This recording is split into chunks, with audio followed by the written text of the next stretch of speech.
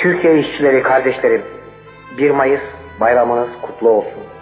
Bu bayram en büyük bayramlarımızdan biri. Bu bayramı siz Türkiye'de bugün çok ağır şartlar içinde kutluyorsunuz. Biliyorum ve siz de benden iyi biliyorsunuz tabii.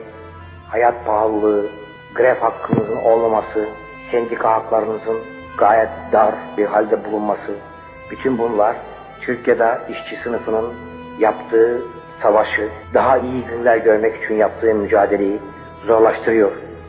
Lakin savaşa devam etmek lazım.